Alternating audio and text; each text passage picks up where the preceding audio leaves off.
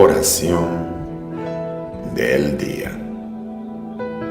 La paciencia es sabiduría.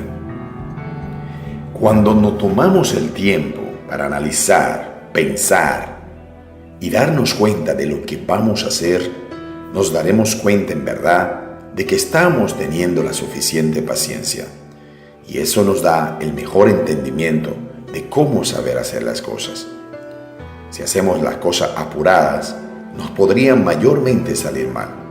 Pero cuando tenemos paciencia, tenemos entonces discernimiento del Espíritu Santo y hacemos correctamente las cosas.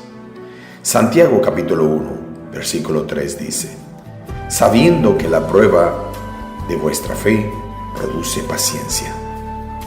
Las pruebas, muchas veces cuando pasamos grandes pruebas, ahí es donde nos damos cuenta que realmente entendemos que nadie nos ha ofendido.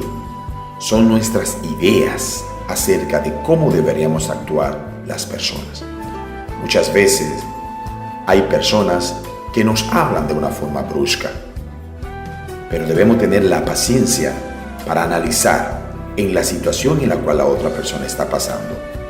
Y por medio de cómo le contestemos, le daremos un buen mensaje, porque con paciencia hemos analizado y nos hemos dado cuenta de lo que está sucediendo alrededor.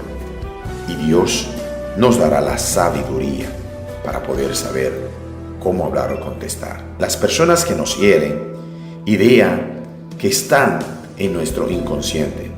Aceptamos que la mayoría de las personas nunca van a cuadrar con las expectativas irreales que nosotros tenemos.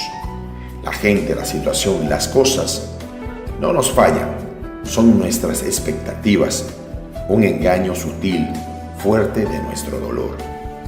Eso debemos ser sabios, darnos cuenta que muchas veces nuestra forma de ser es la que hace que otros puedan incluso caer. Pero al saber tener paciencia, podremos saber qué decir y hablar lo correcto ante todo. Oremos. Amantísimo Padre Todopoderoso, grande eres mi Rey. Tú eres el que me da la paciencia, la calma para yo poder tomar las decisiones en el momento en que debo hacerlo. Gracias, Señor, porque tú me bendices, porque tú me restableces, así como lo haces con mi familia y lo haces con cada ser humano.